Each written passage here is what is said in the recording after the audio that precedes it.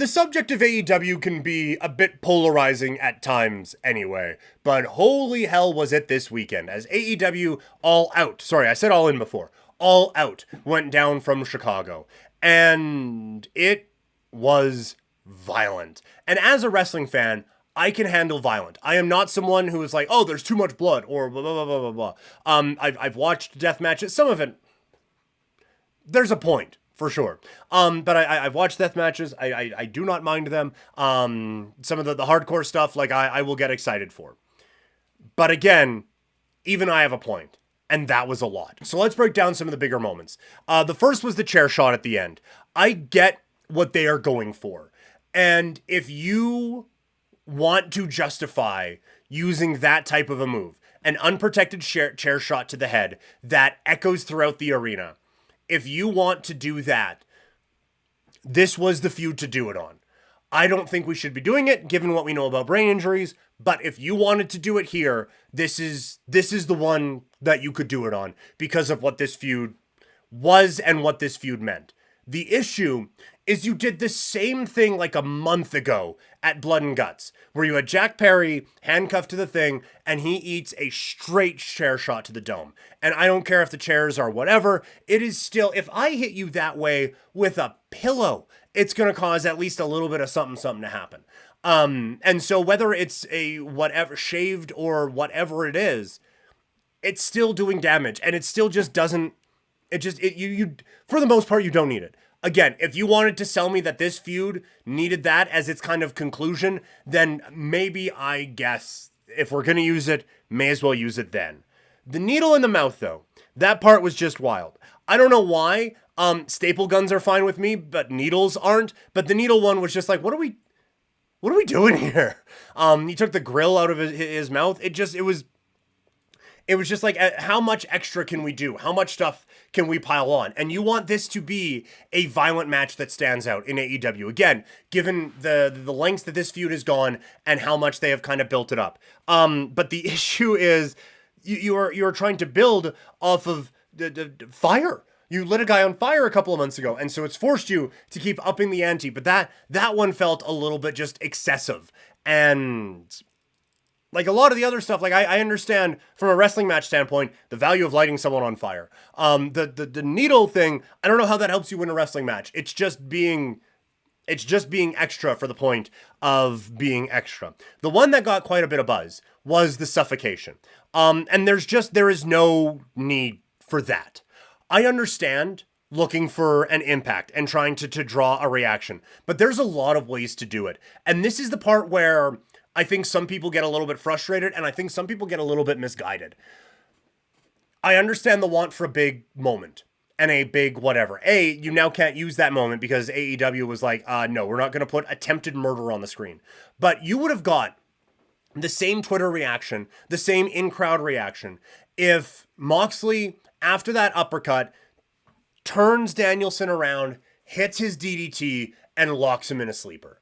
You would have got a huge reaction, and you would have got the online, holy shit, the BCC just turned on on Bryan Danielson.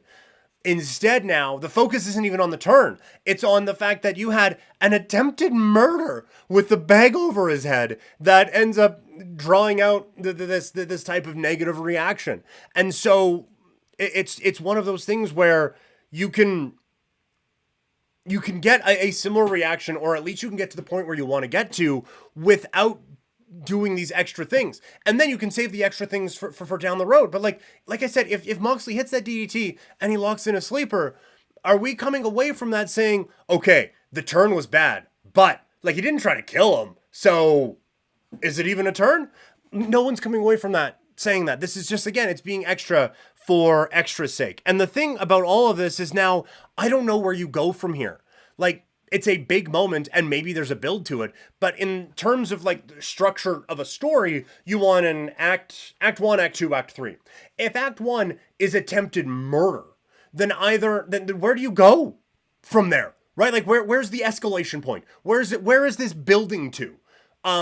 And for Bryan Danielson, if the end of this story is Danielson coming away victorious and being able to celebrate as champion and get his revenge, he has to do something of equal or greater consequences, which again is only just killing a guy because they put a bag over his head and tried to suffocate him. That is how people get killed. And so, like, yes, it is a big moment and you want a big moment, but it is the same thing that happened a little bit as the Tony Storm Mariah May situation, where you had this huge angle to start this whole feud off. But then you couldn't build on it. And it just, as the weeks got on, it just felt less and less and less and less and less. And so, yes, have your big moment, but make sure you can then build on it and escalate things instead of starting off hot and each week it cools and cools and cools. That's the wrong way for things to go when you are putting together a television show. And I understand, like, that there is a want to stand out and a want to make this pay-per-view worth it after you just had one a couple of weeks ago that was sold on the prestige of All In and Wembley Stadium and all of that. And so the way to make this one worth it is we're going to give you the most violent show that has existed from a major company in North America in a really long time. And I just don't know if that's the way to go about it for AEW. And the thing is, I'm excited to see where some of this goes. Like, I'm excited to see what's next for Hangman Page after this. I'm excited to see the bounce back for Swerve Strickland. I'm excited to see Bryan Danielson against everyone in the BCC in this build-up. But none of that is because of the over-the-top violent stuff that we saw on Saturday. It is because of the story that you get excited with, you know? So that is where the disconnect comes for me. And again, like, if you want to do an exploding barbed wire death match, explode away. Just make sure it explodes and doesn't just end up in the way that it was a week ago or a couple of years ago. Yeah, Crash Andrews on Twitch. As a wrestling fan since the mid-'80s, this weekend wasn't for me. Same with me. And that was another part of it that was frustrating, is that immediately you got people online being like, look, if that wasn't for you, then it's time to change your diaper and stuff like that. And it's like, no, wrestling has always been different strokes for different folks, right? Some people like lucha, some people like hard, strong style, some people like this. But even, like, if you want to present AEW as deathmatch wrestling, then fine. And even if you want to kind of sell it as we are a wrestling alternative and we are going to give you excellent pro wrestling, but also as part of the buffet, we're going to have deathmatch wrestling, then fine, that works too. Only do it every once in a while and not every month. But B, make it make sense and make it mean something. And that is why the Swerve Hangman stuff, I can at least squint and get there with, but you can do that in an entirely different way. If you want to do the vertebreaker on the cinder block, do a gimmicked cinder block and just smash it over his head, and that's the end of it. And yes, it'll look a little cartoony or whatever, but it's better than really hitting a guy in the dome with a chair. And so it was too much. It was just too much. Shifting gears now to the WWE, again, based in Calgary, Raw's here tonight. We're leaving in like 2 hours. I am so excited for this show. I am excited for the Fatal 4-Way match. I think it's going to be fantastic. I am really interested to see the Wyatt Six in person. And of course, Bret Hart's going to be there. The whole show, I think, is really, really exciting. And it's the season premiere, so I think they're going to load it up. I'm trying to not get my expectations too crazy high or anything like that. But I do think that this is going to be a really, really, really fun night. And again, WWE feels like they're kind of on a bit of a roll right now. There's some things I don't like. There are a few things I don't like, but I do think that they are building, certainly, in the direction. I'll give you a stiff high five at the Dome tonight. Excellent. Love it. Yeah, Crash. Absolutely. And anyone who's going to be at the Dome tonight, come say hi. But Crash before this. AEW was the technical alternative. That was too sensationalist for me and stinks of Shane McMahon booking. WWE sensationalism. Yeah, it felt like instead of this, and again, the Hangman part of it aside, the steel chair shot at the end, you can absolutely fit it into the storyline. But the needle through the mouth and the attempted murder by way of strangulation with a bag, those things You're right. Like it speaks of just trying to create a thing and trying to create a moment and trying to create a holy shit reaction, whatever. And it's like if you want to do that, fine, but there's ways of doing that. Like you set a guy on fire a couple of months ago. And this is gonna be the weirdest thing I say today. Oh no, Crash, 100%. It's not just you. I understand. This is the first time we're doing it on this, doing this live thing, and so, yeah, some things need to be worked out. I don't know why it's not working, but I'm going to try to make it work. But like you set a guy on fire, and this is going to be one of the weird things I say today. You did so safely. He was obviously soaked in something that was going to make sure that, like, it looked very flamey, but that it also maybe wasn't going to do as much damage. And you had people there with with the fire extinguisher right away. There is no way to do, like, the suffocation thing, you just let him go. But there's no way to do a swift chair shot to the head like that and have it not do at least a little bit of damage.